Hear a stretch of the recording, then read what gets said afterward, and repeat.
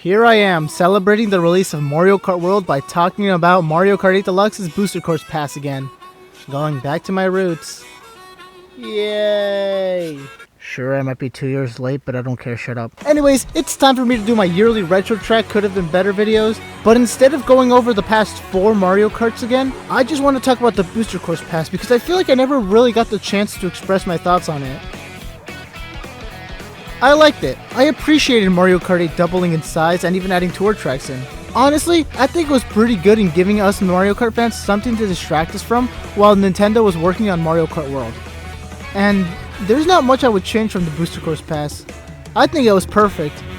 Huh? Ooh, ow, cut that out. Alright, let's make the Booster Course Pass better.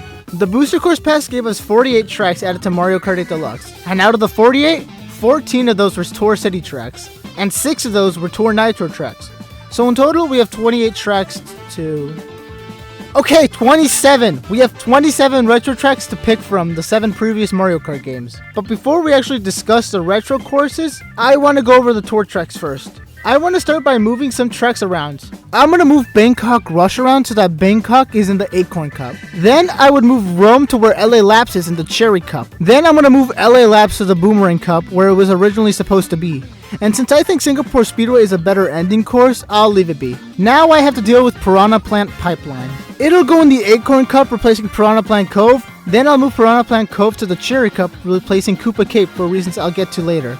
Now sure, the Cherry Cup might have 3 tour tracks, but I think Rome, Piranha Plant Cove, and Vancouver Velocity are distinct enough to be placed in the same cup. And with that, I think we can finally start on the retros. With 27 slots to fill with retro tracks, I'm gonna go with 2 tracks from Super Mario Kart. I will be keeping SNES Bowser's Castle 3, but I will be getting rid of Mario Circuit 3 because, come on. You know what? Screw it. Add Mario Circuit 4. If you're just going to ignore Mario Circuit 4 and Mario Kart World, then at least put it in the Booster Course Pass. Moving on to Mario Kart 64, I'm going to select 3 retro tracks. I'm keeping both Calamari Desert and Choco Mountain because despite Choco Mountain being in World, which... What? It looks different enough from 8's version to justify it being remade. I guess. I'll be moving Calamari Desert to Wave 5 of the Booster Course Pass, replacing Moonview Highway because do we really need another car track after Shroom Ridge? As for the final track, it'll go in Wave 2 of the Booster Course Pass, and I'm gonna add N64 Koopa Troopa Beach to have a beach track in Wave 2 of the Booster Course Pass. On to Super Circuit.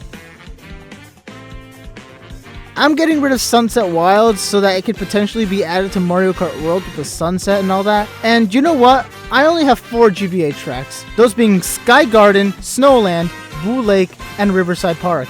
But I'm going to spread them out. I'm moving Snowland to Wave 6 to replace Rosalina's Ice World, and that's about it. On to Double Dash. I'm keeping all 3 current tracks in the Booster Course Pass, but in the Booster Course Pass, I'll add 1 more. I think it should go to Mario Circuit. Now hear me out.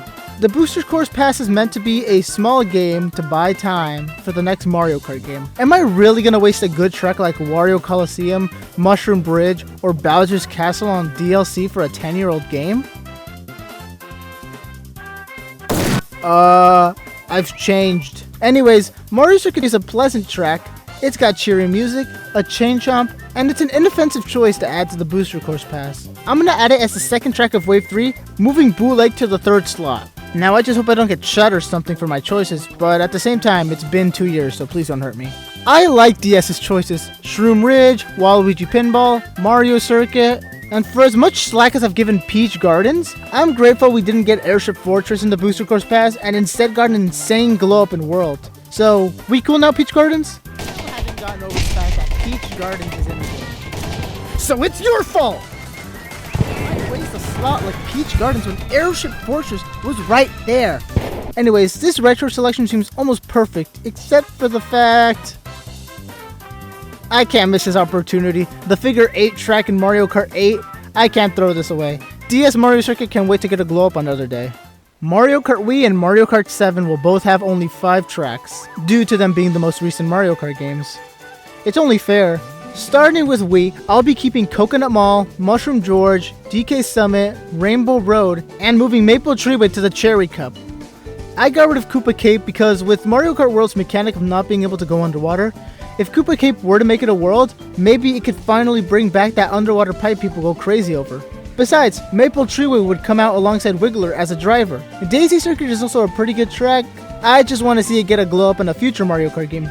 Maybe not World, but maybe for the next Mario Kart game after that, you know, the one coming out in 2041. And Moonview Highway, I already talked about that. With Mario Kart 7 also getting 5 slots, one of them being Rainbow Road, I considered not including either Wii or 7's Rainbow Road. With them being the most recent Rainbow Roads, we wouldn't have seen those tracks be remade until like Mario Kart 12 and 13. And who knows when those games come out. As for the other 4 tracks, I'm keeping Toad Circuit and Rock Mountain, leaving only 2 more tracks for Mario Kart 7. One for Wave 2 and the other for Wave 6. I'm gonna add Cheep Cheep Lagoon to Wave 2 because of the summer theme. And for the final track, screw it, we could use another spooky track, that being Wario Shipyard. Sure, Wario Shipyard is in World, but if Moo Moo Meadows and Sky High Sundae can be in World and 8 at the same time, then so can Shipyard.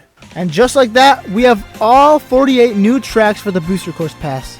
Sure, I wouldn't say it's perfect, but if I wanted it to be exactly how I wanted, I would have made all tracks Toad Factory. But there's a reason I didn't do that.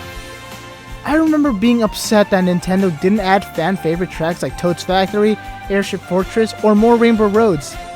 But now that it's been over a year since the Booster Course Pass ended, and with Mario Kart World coming out, I've looked back at the Booster Course Pass with a new view. We did get fan favorite tracks.